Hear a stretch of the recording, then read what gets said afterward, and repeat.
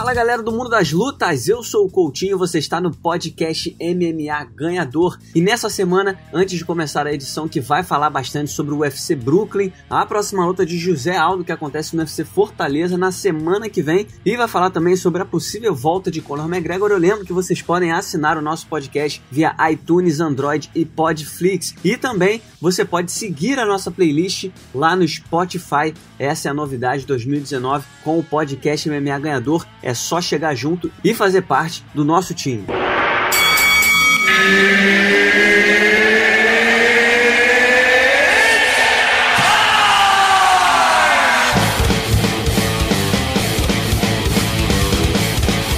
Galera do mundo das lutas, mais uma vez a gente tem o prazer de receber aqui no podcast MMA Ganhador a Fernanda Prates. Ela é correspondente do site MMA Junk aqui no Brasil e vai participar dessa resenha semanal com a gente para falar do melhor do mundo das lutas. Fernanda, muito obrigado mais uma vez por participar com a gente. Obrigada a você por me receber, sempre um prazer.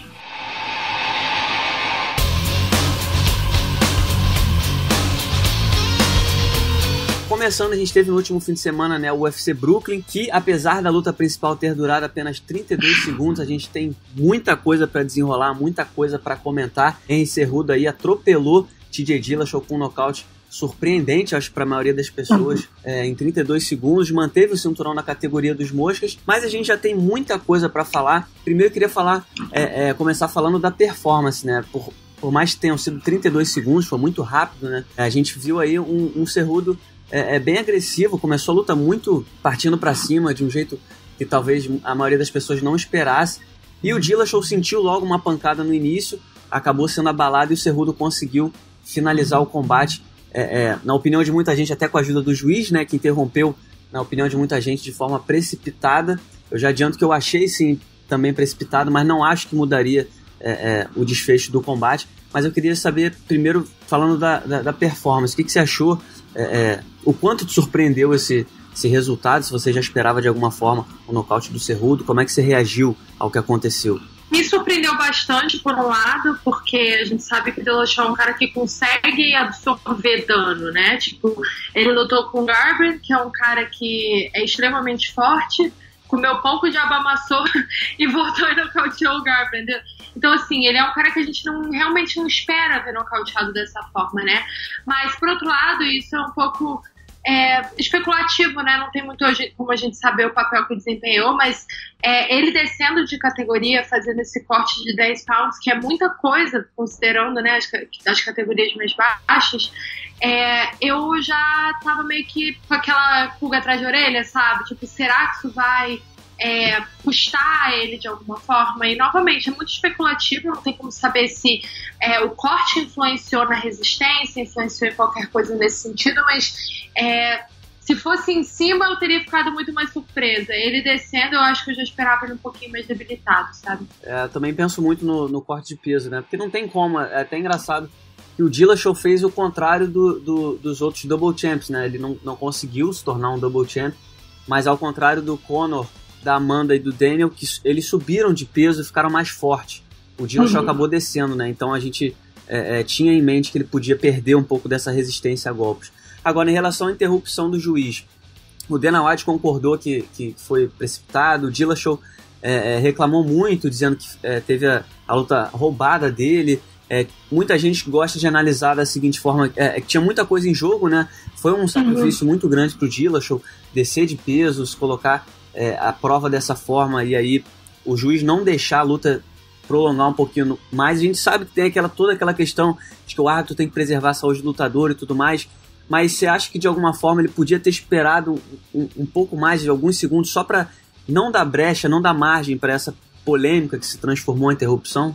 Eu achei zero precipitada. É engraçado porque na hora eu inclusive fiquei gritando, por favor, termine a luta, mas isso no calor do momento, tava super tarde, já sonolenta, e aí eu fui e parei pra rever hoje. Porque quando deu a polêmica eu não entendi a polêmica, porque pra mim tinha sido muito claro. E aí eu parei pra ver hoje, e assim, é complicado, como você falou, porque é muita coisa em jogo, né? Pra gente, pra mim particularmente, eu gosto muito de da coisa nobre, né? Tipo, de poupar o lutador. Pra mim, quanto mais. Eu prefiro uma interrupção prematura do que uma interrupção tardia. Mas o lado do lutador é isso como você falou. São meses e meses de preparação. Muito sacrifício, então você consegue entender a raiva e o desgosto do lutador porque ele sente que ele poderia ter continuado na luta. Principalmente, como eu falei, o caso do Dillashaw, que é um cara que já comeu pão de amassou em lutas antes e voltou para ganhar. Então, assim, embora eu entenda muito a revolta dele, e de fato ele não estava apagado, eu acho que o árbitro deixou ele tomar muito dano, assim, ele estava meio que abertão, aí ele caía, levantava, parecia desorientado. É muito difícil pro árbitro saber naquela hora, né? Tipo, o quão acordado tá esse lutador. Tá, ele tá consciente, ele tá se mexendo, mas o quão vivo ele tá nessa luta.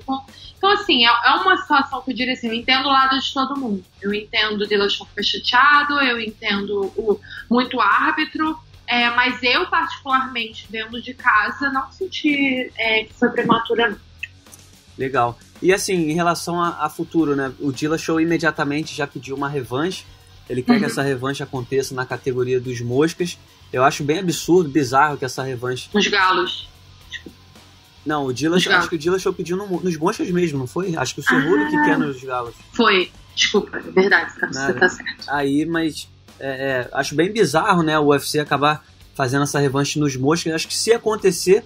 Só se for nos galos, né? Mas seu palpite, você acha que realmente existe margem para essa revanche acontecer? Ou você acha que diante da situação da categoria dos moscas e da categoria dos galos, cada um no seu canto é o melhor próximo passo? Eu entendo querer a revanche, mas eu acho bizarro.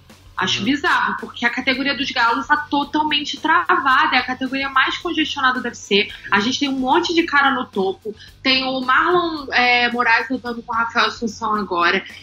Para uma luta que é muito claramente uma luta para determinar o próximo desafiante. Aí você tem, sei lá, o Dominic Cruz, que sempre pode voltar e lutar por um cinturão. Tá sempre a um passo disso.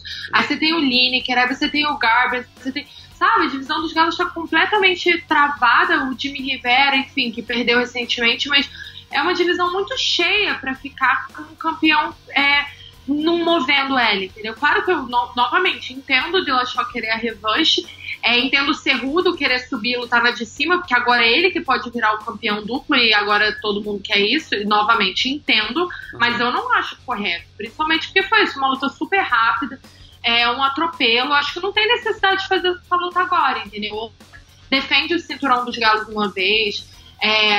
A divisão dos moscas, de repente, eu acho que pode até se beneficiar, porque a gente sabe que estão querendo tirar o pug dela há muito tempo, e bem ou mal, o Dillashaw traz olhos e traz um pouco de atenção. De repente, para os moscas, os lutadores de cima não vão curtir, mas é um tipo da luta que traz atenção. Agora, eu acho que para os galos é extremamente prejudicial. Acho que o TJ tem que ou defender ou pagar esse cinturão com a galera que já tá lá em cima.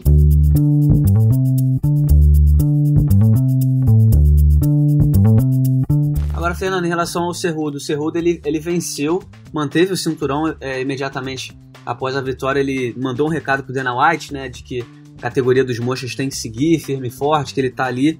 Mas até assistindo vídeos de comentários os vídeos da ESPN, o Chael com o Ariel, e vários outros vídeos da ESPN e de outros veículos também, comentando, né, a declaração do Cerrudo, que enxergando um pouco de controvérsia. A pergunta que eu te faço é o seguinte: é justo a gente ver controvérsia na intenção do Cerrudo, uma vez que ele dá um alô pro Dana White, ele manteve o cinturão na categoria, ele diz que a categoria dos mochas deve seguir, mas ao mesmo tempo ele tá querendo subir para desafiar o Dillashaw na categoria dos galos. Uma categoria que já é difícil de ser vendida, sem o campeão em ação, a gente sabe que fica mais difícil ainda de ser vendida, de ser movimentada, de chamar a atenção. Mas ao mesmo tempo a gente sabe também que o Cerrudo tem um certo direito, né? Ele colocou, vamos dizer assim, essa super luta, ela foi vendida como se fosse o futuro da categoria dos moços. Então é como se ele tivesse colocado em jogo o futuro da divisão, de todos os atletas que estão na divisão. Então, de certa forma, ele também tem o direito de correr atrás do sonho de ser Double Champ. Como enxergar essa intenção do Cerrudo de, no futuro, subir para a categoria dos galos? Eu acho você falou exatamente como enxergar dessa forma, né? Como tem um direito, como sendo um cara que bem ou mal, entrou desacreditado com o Demetrius Johnson, aí foi, ganhou e fez o que ninguém tava conseguindo fazer. Aí foi, enfrentou um cara que tava da divisão de cima, que também é um baita lutador. Não diria que ele tava desacreditado na luta, né? Mas ganhou de uma forma completamente devastadora. O Cerrudo, eu acho que ele é um cara que tem o que os americanos chamam de chip on his shoulder, né? Ele parece que tá sempre querendo provar alguma coisa, ele tá sempre querendo se provar. E eu entendo ele querer fazer isso, só que eu concordo que tem uma mensagem um pouco misturada aí, porque você tá basicamente dizendo que a sua divisão não é tão essencial assim, entendeu? Uma coisa que as pessoas sempre criticavam muito o Demetrius, na época de maior domínio dele, era porque ele não fazia lutas em várias divisões, entendeu? Ele não era... Quando faziam, né, aquelas debates que é o maior de todos os tempos. Mas fulano ficou subindo e descendo. Mas fulano lutou aí... E o Demetrius sempre meio que fez essa questão de defender o cinturão na categoria dele. E eu acho que nessas horas a gente tem que apreciar o que ele fez, né? Tipo, ele lutou pelos pesos moscas até o fim e quando viu que era uma batalha perdida, pulou do barco também. Mas eu acho que é o que você disse. É um direito do Cerrudo, dá pra entender... Mas, ao mesmo tempo, eu acho que não é a hora, assim, sinceramente. Acho que ele podia esperar um pouquinho, ele podia se comprometer a fazer algumas lutas no peso mosca e, de repente, depois fazer essa tentativa. Enfim, é um momento muito delicado para os pesos moscas. Então, de repente, essa é a hora de dar uma segurada ali na divisão. Eu tô contigo. Eu também acho que ele não precisa ter pressa, né? Acho que ainda vai ter oportunidade de correr atrás disso. Se ele se manter como peso mosca, quem que você gostaria de ver o Cerrudo fazendo? Uma revanche contra o Joseph Benavidez?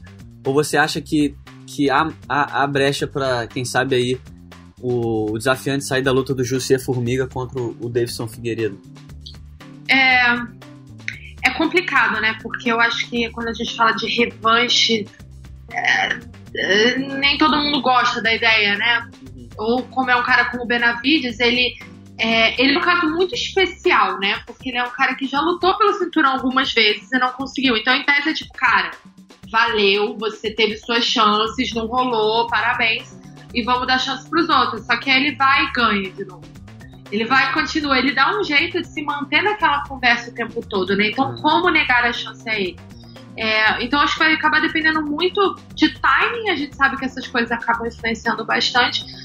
Mas, assim, acho que mais interessante em termos de movimentação da divisão seria, de fato, o Davidson Jussier. Mas não dá para negar o merecimento do Benavidez. E, inegavelmente, ele é um nome maior, né? E ele é um nome que lá nos Estados Unidos é muito grande. Então, se a ideia é manter o peso mosca vivo, eu acho que, de repente, ele é um desafiante mais interessante.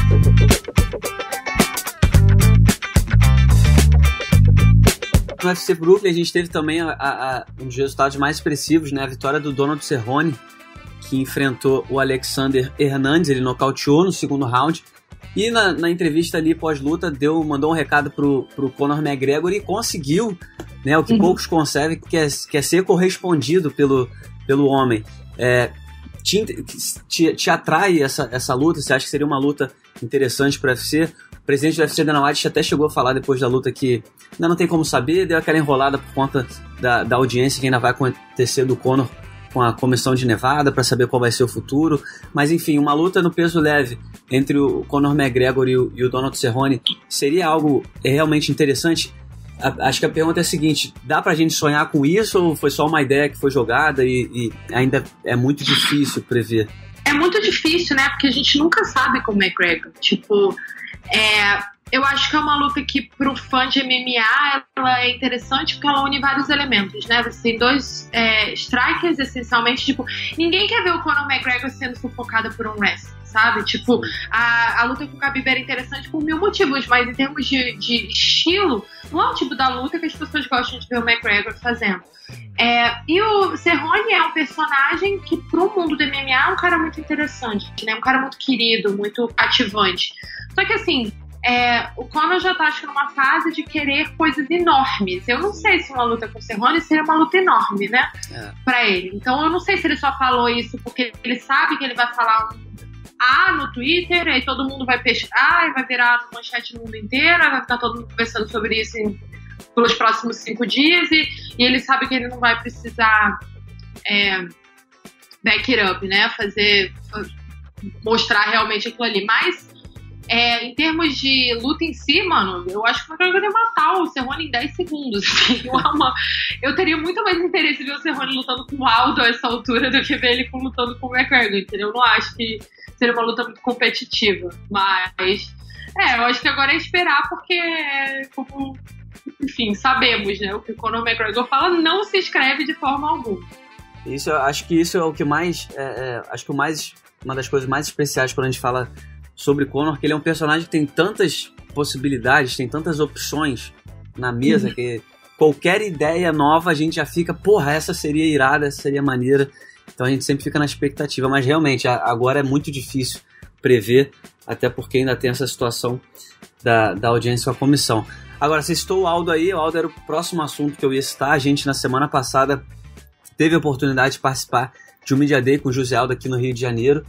E você e o Gui, durante a coletiva de imprensa, o Gui do MMA Fight, vocês deram uma apertada no Aldo, conseguiram tirar ali algumas reações do Aldo pra gente tentar entender, né? Porque o Aldo também é sempre muito escorregadio quando a gente pergunta de futuro, joga tudo na conta do Dedé e tudo mais.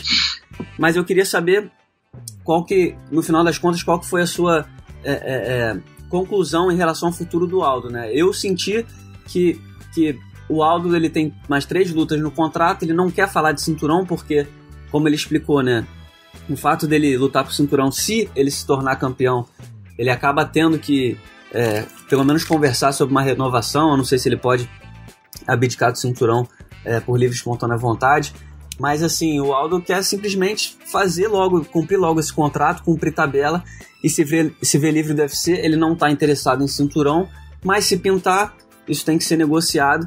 Queria saber sua reação em relação ao que o Aldo falou. O que você acha do futuro dele? O quanto você acha que as declarações dele mostram o comprometimento dele em relação ao futuro, essa parte final, né? Essa fase final da carreira dele, que se tudo der certo, que ele quer fazer 3 lutas em 2019 e as 3 no Brasil. O Aldo nunca fez 3 lutas num ano no UFC, né? Mas ele quer fazer esse ano. Mas eu queria saber de você, o que você sentiu desse Media Day com o Aldo e o que você acha que dá pra gente esperar do futuro dele?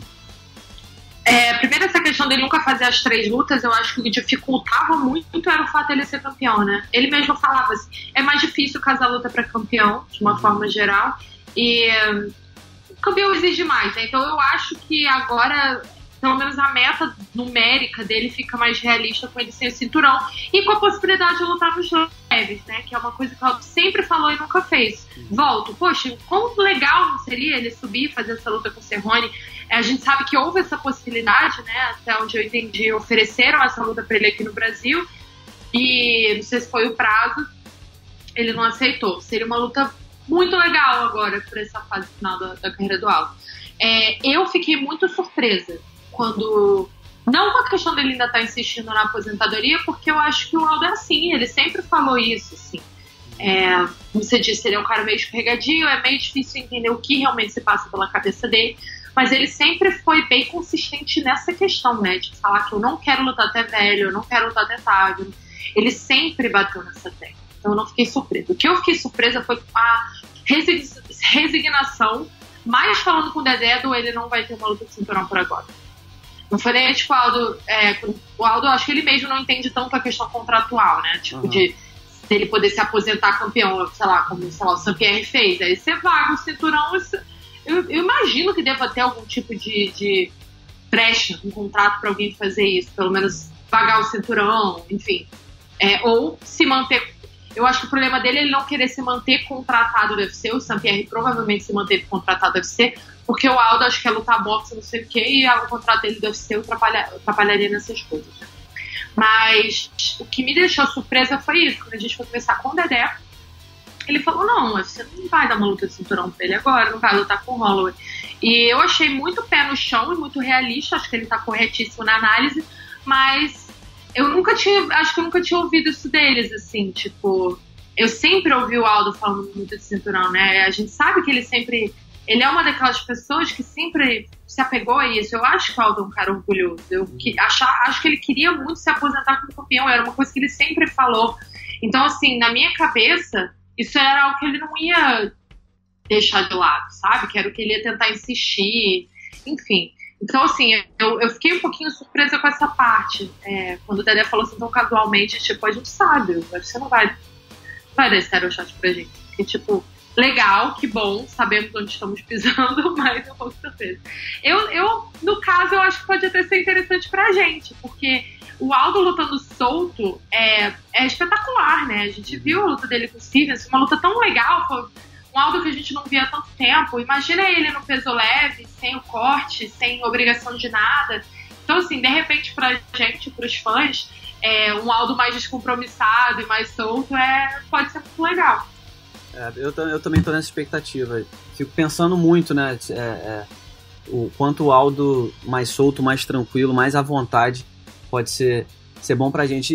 E é engraçado, né? Como você falou, eu também tinha pra mim que o Aldo queria muito essa coisa de encerrar a carreira como campeão ou fazer mais uma corrida pelo título. E eu acho que a ideia era até mais ou menos essa, né? Eu acho que se o Ortega tivesse vencido o Holloway, o Aldo tava ali esperando. Não à toa a luta contra o Moicano só foi meio que oficializada depois que o Holloway venceu o Ortega. Mas eu também tinha essa ideia de que ele queria o cinturão, mas eu acho que a fuga do UFC, do contrato, do que o prende na organização ainda é tão grande que ele fica sempre com um pé atrás. Pô, quero ou não quero? E por isso que foi tão confuso, né? Que a gente viu durante o Media Day, o Aldo toda hora falava uma coisa, a gente entendia a outra, ele teve que explicar diversas formas com as perguntas que vocês fizeram. Mas enfim, vamos torcer aí para que o Aldo consiga encerrar a carreira da melhor maneira possível. Agora, Fê, pra gente encerrar o nosso papo, a gente queria falar de um outro assunto rápido também, e muito simples. A gente viu que o Henry Cejudo se tornou aí o primeiro lutador a adotar o novo cinturão do UFC, né, que foi divulgado nas vésperas do evento. E eu queria saber sua opinião, não muito de estética, do design, mas assim, o novo cinturão do UFC, antes a gente tinha, os lutadores gostavam de ostentar muito a quantidade, né? Agora não vai ser uma ostentação por quantidade, acho que vai ser mais pelo valor, porque o novo cinturão do UFC é um cinturão com um design muito mais valioso e tem aquela questão das pedras de rubi, né? A cada vitória em luta por cinturão, o lutador vai ter ali uma pedrinha a mais. Você acha que isso vai ser enredo para a promoção dos lutadores? Porque algumas coisas mudam, né? Um lutador não vai, de certa forma, tomar o cinturão do outro. Cada um vai ter o seu, ele só vai valorizar o seu cinturão. O que você acha? Você acha que isso vai se tornar, de alguma forma, enredo para esses caras que gostam de ostentar? Conor McGregor até brincou, né? Quando ele viu o novo cinturão, ele disse, now I'm back, ou alguma coisa do tipo, por conta do valor, do brilho do novo cinturão do UFC. Você acha que isso vai se tornar um enredo novo pra gente trabalhar no MMA? Não a gente, né? Os lutadores promoverem? Eu acho que no começo vai ter uma coisa deles levarem os antigos, né? Quem gosta de fazer a cena, de ter vários cinturões. A gente vai ter que ver como os lutadores vão se adaptar a isso. Mas de uma forma geral, primeiro que o negócio das pedrinhas me lembrou o Thanos, sabe? Do Vingadores. Sim. Não sei se foi uma inspiração, mas o negócio de botar pedrinha. Mas eu acho que assim, tudo na vida é hábito, né? Agora tá todo mundo meio sem saber muito como se sentir a respeito do cinturão, e acho que já as pessoas vão se acostumar à ideia dele. Eu não sei, né? É uma coisa muito diferente, eu acho. Tipo, essa ideia de não ter os vários cinturões, é um conceito que eu acho que a gente vai ter que ver se desenrolando na prática. Uma coisa que me incomodou muito é a questão que eu tava vendo, que os cinturões, os femininos são mais leves. Sim, tem isso. São mais leves e acho que são menores também. Isso é muito louco, gente. Tipo, porque a mulher é mais... Não, gente, um peso mosca é mais pesado, é mais leve que uma mulher pequena. Então, assim, exatamente. Isso foi o que me chamou a atenção. Toda na história do cinturão foi isso, assim. Eu recebi você recebeu também, né, o e-mail da assessoria do UFC. Eles não dão dados, né, tipo assim, o quanto mais leve eles só deixam claro isso. O cinturão feminino, a diferença é que é mais leve e menor. Eles só deixam claro isso. Que eu achei bem... Também nada a ver, não faz muito sentido. Não faz sentido nenhum, na verdade. Mas você achou bonito o cinturão? Eu também. Who cares, né?